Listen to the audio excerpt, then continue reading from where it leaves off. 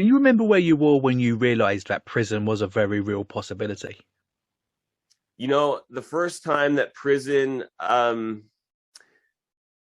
it goes really back in some ways to right around January 1st, 2021. I mean, I had some Christmas money. I even share this in the book. I had some Christmas money that I had kind of earmarked for a suit, and having a suit can be beneficial in ministry and that kind of a thing. And I wanted to use it productively.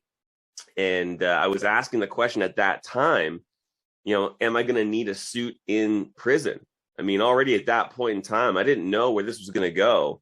And certainly the vitriol coming from the community. I mean, if you looked at articles that were being written online by the mainstream media, look at the comment thread, they wanted me locked up and just, imprison the whole church. And so I was certainly aware of the possibility of imprisonment as soon as that. Then we had a court order where AHS, the health governing body of our province, took us to court, and the court ordered us to comply with their health orders. And we determined we couldn't do that. So we opened our church in defiance of that court order, which would put us in contempt of court. And that can come with up to 2 years of imprisonment. And so the Saturday prior to that Sunday of being in defiance of that court order was when things really were dialed up, because I asked our lawyer and said, what's the likelihood of me being imprisoned? And I thought it was pretty low. And he said, no, it's pretty likely. And I said, well, how long? He said, probably a couple of months.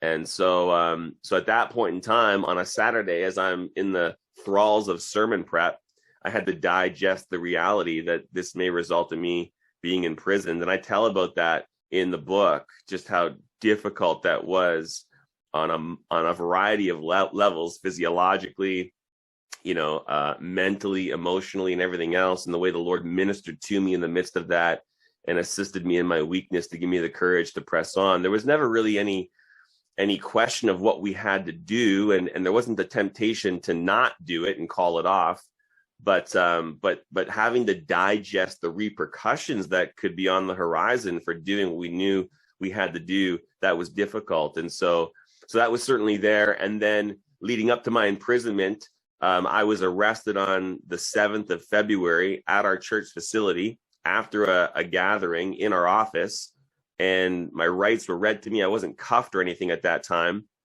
and I was given an undertaking, and I was to sign that undertaking and agree to comply with the Public Health Act, which of course we had already said we couldn't do. And so I refused to sign that document, and they indicated where my signature was supposed to go, refused to sign. But nevertheless, that document was still binding on me. And so the next Sunday, the 14th, when I preached a sermon called Directing Government to Its Duty on Romans 13, following that service, they asked me to turn myself in. I did that on Tuesday. And on that Tuesday, I was put into a jail cell and was awaiting my appearance before our Justice of the Peace, at which time I was given a condition of release. And that condition was that I, again, agree to comply with all of the public health orders, which, again, I couldn't do. So I refused to sign the condition of release, and that resulted in me being taken to a maximum security prison. Can you remember what the attitude was like of the arresting officers? Were they behind this, or were they apologetic? Can you remember of that, James? I mean, they were pretty good. They treated us well. I mean, we had really honored them. And so they were trying to honor us, recognizing that there were certain things that they had to do based on the orders that were coming in from above them. And so they treated me pretty well, in all honesty. And apologetic. Yeah, I don't know if I would go so far as to say that they were apologetic. If they were apologetic, they weren't letting on that they were. They might have signaled that a little bit, and I think they actually were, if we could have asked them about it. But they had to do a job, and they did it as kindly and graciously as they could. Things didn't kind of heat up with the RCMP, which is our police service department, until I refused to sign my condition. At that point, the RCMP began to do some things that were disgraceful in my mind. Number one, my photo was taken as though I was a criminal. And so I was woken up, at like 3 a.m. in the morning to have my mugshot taken for really no reason, given the fact that I could just walk away if I just signed my condition.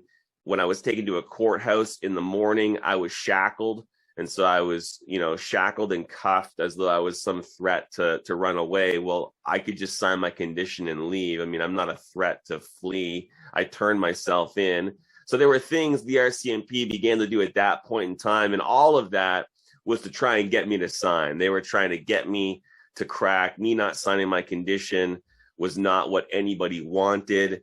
And so by virtue of not signing that condition, that's when things began to change, and the RCMP began to use some mechanisms to try and, I think, get under my skin. Yeah.